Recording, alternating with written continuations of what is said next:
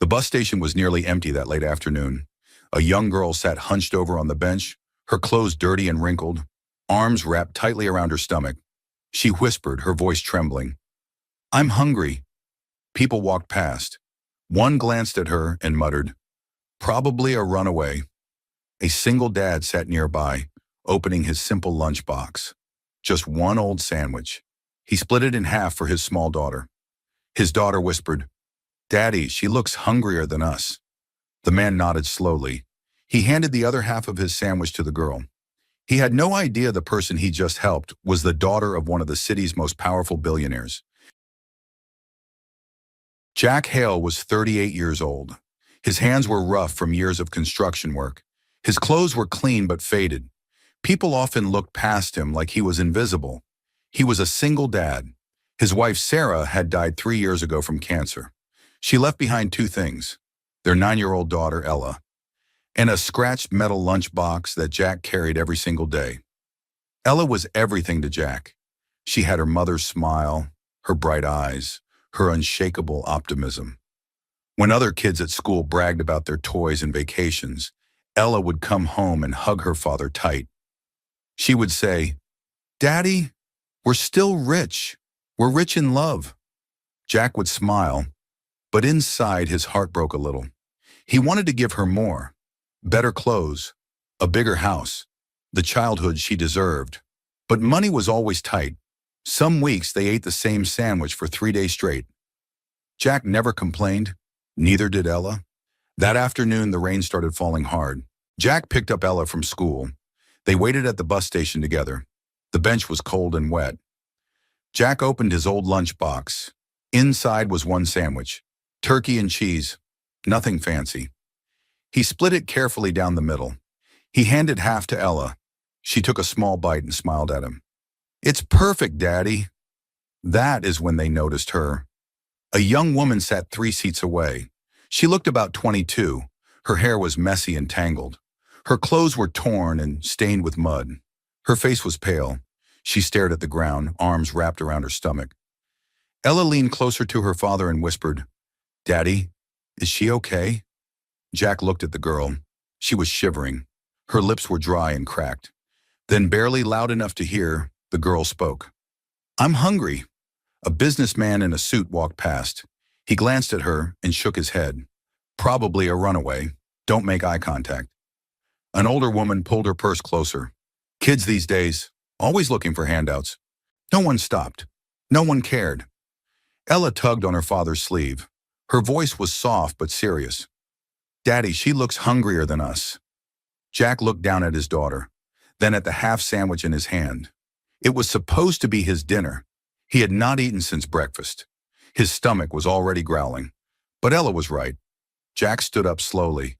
He walked over to the girl. She did not look up at first. He crouched down in front of her and held out the sandwich. "Here," he said gently. "You need this more than I do." The girl lifted her head. Her eyes were red from crying. She stared at the sandwich like she could not believe it was real. "Are you sure?" she whispered. Jack nodded. "Eat, please." Her hands were shaking as she took it. She bit into the sandwich and tears streamed down her face. Not because it tasted good, but because someone finally saw her. Someone finally cared. Jack smiled softly. He stood up and walked back to Ella. His daughter wrapped her arms around him. "You're the best daddy in the whole world," she said. Jack did not feel like the best. He felt tired, broke, worn down by life. But in that moment, sitting with his daughter in the rain, he felt something else too. He felt like maybe he was doing something right. The girl ate slowly. Every bite seemed to bring her back to life. Jack watched from the corner of his eye. He was glad he could help, even if it meant he would go to bed hungry tonight. But not everyone saw it that way. A man in an expensive jacket walked by. He saw Jack sitting with Ella. Then he saw the girl eating. He smirked and said loud enough for everyone to hear, "Look at that. Guy can barely feed his own kid and he's playing hero." A few people turned to look. Some laughed. Others whispered to each other. Jack's jaw tightened, but he said nothing. He just put his arm around Ella and pulled her closer. Ella's face turned red. She wanted to yell at them, defend her father. But Jack squeezed her shoulder gently, a silent signal. Let it go. Then a well-dressed woman with designer sunglasses walked past. She stopped and stared at the girl on the bench, her face twisted with disgust. You should be careful, the woman said to Jack. Girls like that are usually thieves. She's probably going to follow you home and rob you. The girl's face went pale. She stopped chewing. Her hands started shaking again. Ella could not take it anymore. She stood up and shouted, Don't talk about my daddy like that. He's a good person. The woman rolled her eyes. Sweetheart, when you grow up, you'll learn that the world does not reward people for being good. It rewards people for being smart. She walked away, heels clicking on the wet pavement. Jack felt his chest tighten. He hated that Ella had to hear things like that. He hated that people looked at him and saw a failure, a nobody, but he did not let it show. He stood up and walked over to the girl. She was crying again, silent tears running down her dirty cheeks. Jack knelt down. He pulled a napkin from his pocket and gently wiped her face. Don't listen to them, he said quietly. You're not a thief. You're just someone who needed help. And that's okay. She looked up at him with wide, broken eyes. Why are you being so nice to me? Jack smiled sadly. Because someone was nice to me once, when I needed it most. More people gathered around now. Some were filming on their phones. Jack did not notice. He was too focused on making sure the girl was okay. But the crowd noticed him. One man muttered, What a loser, trying to look like a saint. A teenage girl laughed. He probably just wants attention. An older man shook his head. This is what's wrong with society. People pretending to care for likes and views. The whispers grew louder, meaner. The crowd was turning on Jack. But then, something unexpected happened. One of the passengers, a college student, had been recording the whole thing.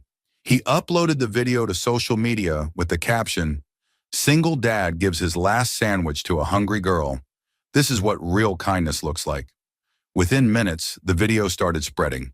Within an hour, it had thousands of views. By the time Jack and Ella got on their bus, the video had gone viral. Millions of people watched. Some praised Jack, called him a hero, a role model, a reminder that good people still existed. But others were cruel. They said he was stupid, irresponsible, that he should have fed his own daughter instead of a stranger. The comments section became a battlefield. Jack had no idea. He did not have social media. He did not even own a smartphone. He had an old flip phone that barely worked.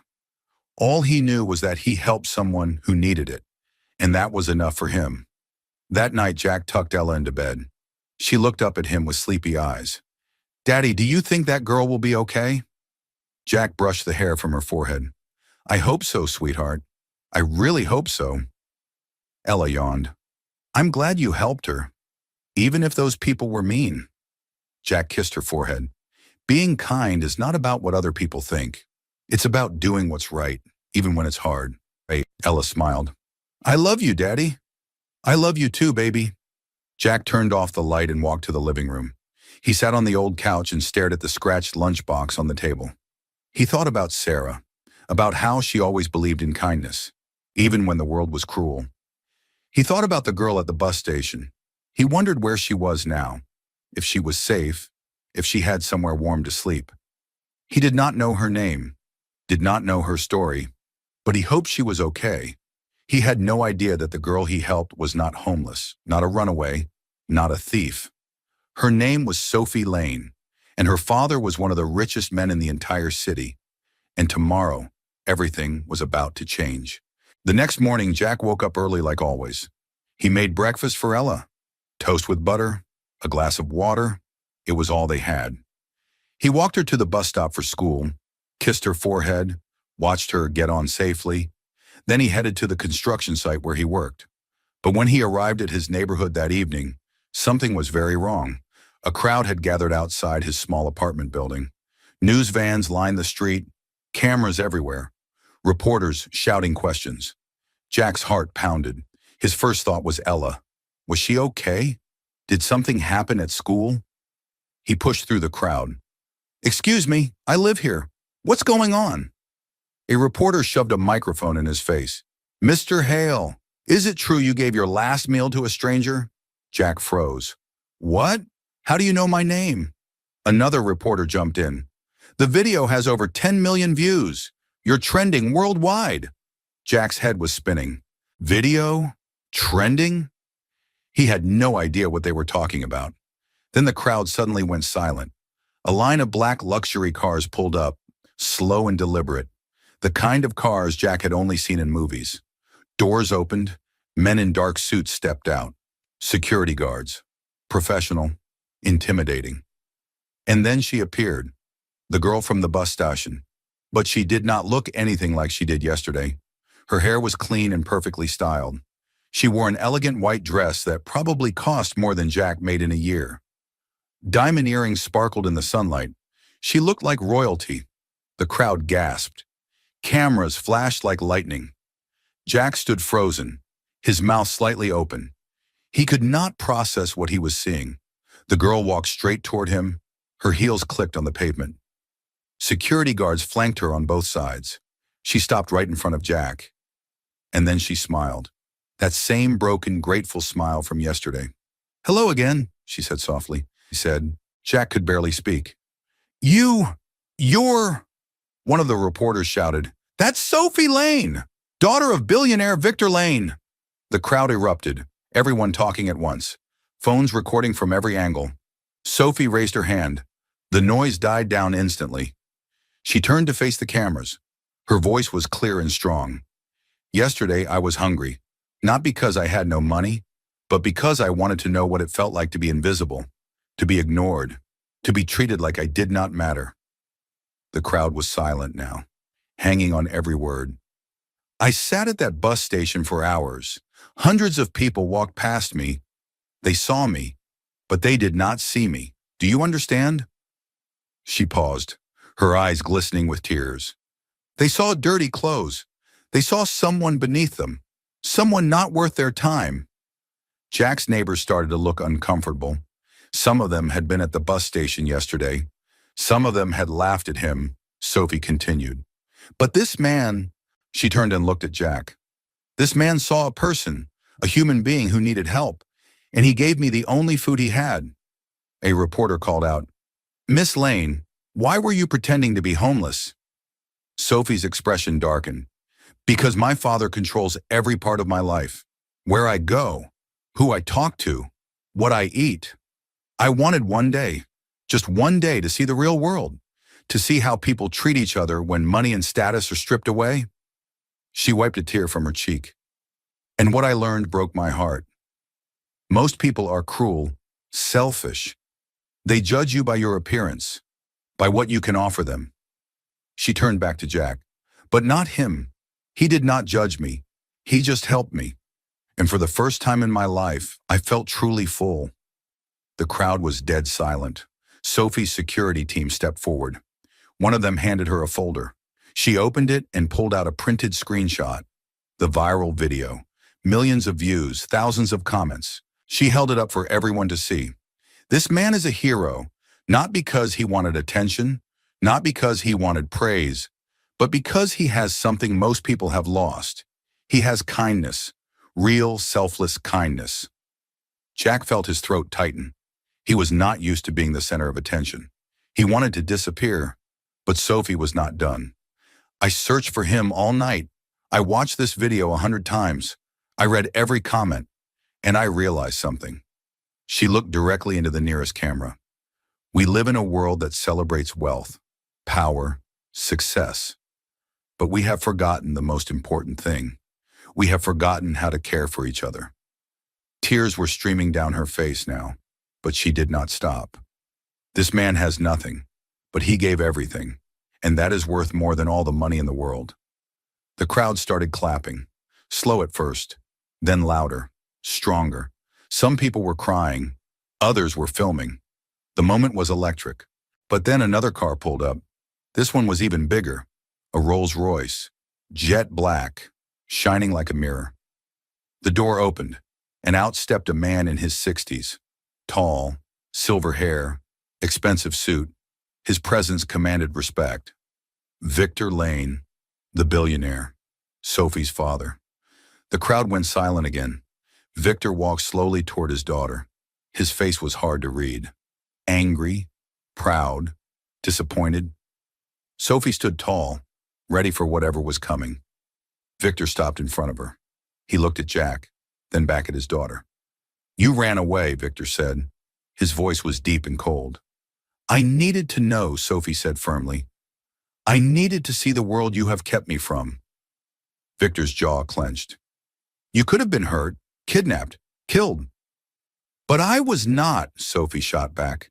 "I was hungry, and this man fed me, while everyone else walked past, while your money and your power meant nothing."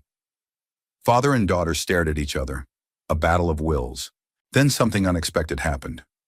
Victor's eyes softened, just a little. He looked at Jack again, studying him. "You gave her your food," Victor said. It was not a question. Jack nodded. "Yes, sir." "Why?" Jack hesitated. Then he said simply, "Because she needed it more than I did." Victor was quiet for a long moment. Then slowly he extended his hand. "Thank you," Victor said quietly, "for taking care of my daughter when I could not." Jack shook his hand, firm, respectful. The crowd erupted in applause. The next few days were a whirlwind. The video went even more viral. News stations picked it up. Talk shows. Social media exploded. Jack's neighborhood transformed overnight. People who had ignored him for years suddenly wanted to talk to him, shake his hand, take pictures with him. The man who called him a loser at the bus station showed up at his door with flowers. "I am so sorry, man. I did not know." Jack accepted the apology, but he did not forget the words. The well-dressed woman who called Sophie a thief tried to defend herself on social media. She posted a long apology, but the internet did not forgive her. Her comments were flooded with angry messages. People found out where she worked. They left bad reviews, called her employer. Within a week, she lost her job. Some said it was too harsh. Others said it was justice. Jack did not comment on it. He did not celebrate her downfall. He just hoped she learned something from it. The college student who posted the original video was interviewed on national television. He said, "I just wanted people to see what real kindness looks like. I had no idea it would blow up like this." He donated all the money he made from the video to Jack's family, over $50,000. Jack cried when he found out. For the first time in years, he did not have to worry about rent, or food, or whether Ella would have clothes that fit. But the biggest change came from the community itself. People started checking on each other, helping their neighbors, donating to local shelters. The bus station where it all happened became a landmark. People left flowers, notes, small gifts. Someone painted a mural on the wall. It showed a man handing a sandwich to a girl. Underneath it said, "Kindness costs nothing, but means everything." Sophie visited Jack's apartment one evening. She brought Ella a gift, a beautiful necklace with a small diamond pendant. Ella's eyes went wide. "Is this real?" Sophie smiled. "Yes, but it is not about the diamond. It is about what it represents." She knelt down so she was eye level with Ella. "This is to remind you that kindness shines brighter than any jewel. Your father taught me that." Ella hugged Sophie tight. "Thank you, and you'll never be hungry again, right?" Sophie laughed through her tears. "No, sweetheart, I will never be hungry again." Victor Lane also visited. He brought a contract, a job offer for Jack, a management position at one of his companies. 6-figure salary, benefits, security. Jack stared at the paper. It was more money than he ever dreamed of. But he looked up at Victor and said, "I appreciate this, I really do. But I do not need charity." Victor shook his head. "This is not charity. This is an opportunity. You have something my employees do not. Character, integrity. The world needs more people like you in positions of influence." Jack thought about it, about Ella, about giving her the life she deserved. He signed the contract. That night, the neighborhood threw a party. Everyone came. Music, food, laughter. Ella ran around playing with the other kids. Sophie joined them. For the first time in her life, she felt like a normal person. Jack sat on the steps watching, his heart full. A neighbor sat down next to him. "You did good, Jack. Really good." Jack smiled. "I just gave her a sandwich." The neighbor laughed. "You gave her a lot more than that." 3 months later, everything had changed. Jack started his new job. He was nervous at first, afraid he would not fit in. But Victor was right. People respected him, not because of his title, but because of who he was. Ella had new clothes, a new backpack. She even joined the school soccer team. But the best part, she still had the same smile, the same kind heart. One evening, Victor invited Jack and Ella to his mansion for dinner. The house was massive, like a palace. Marble floors, crystal chandeliers, art on every wall. Ella whispered to her dad, "Do people really live like this?" Jack squeezed her hand. "Some do, but it does not make them better than us." Sophie greeted them at the door. She hugged Ella tight. "I have been waiting for you." They ate together, a huge meal, more food than Jack and Ella had seen in years. After dinner, Victor pulled Jack aside. "I have been thinking," Victor said, "about what you said that day, that you did not need money, that you just wanted your girls safe and happy." Jack nodded. "I meant it." Victor smiled, rare for him.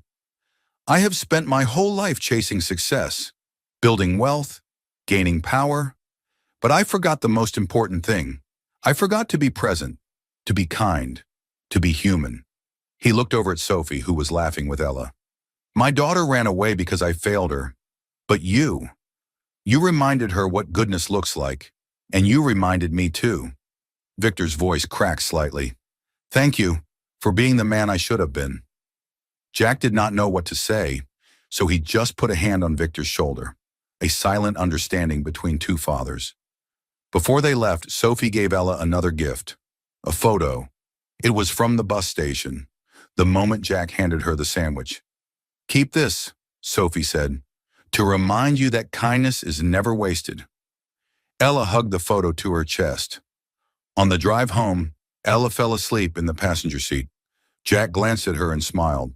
His voiceover began, quiet, reflective. "I thought my sandwich was too small to matter, just half of an old meal. Nothing special. But that day my daughter taught me something. Sometimes the smallest gift fills the biggest hunger." He looked out at the city lights. "I am not rich. I never will be. But I have something better. I have love. I have purpose. And I have the chance to make a difference, even if it is just one sandwich at a time." The final scene showed Ella, Sophie, and other kids running through Victor's garden, lights glowing, laughter echoing. Jack sat on a bench, holding the old scratch lunchbox, his wife's lunchbox. He smiled. At peace. Subscribe if you believe true wealth is found in sharing.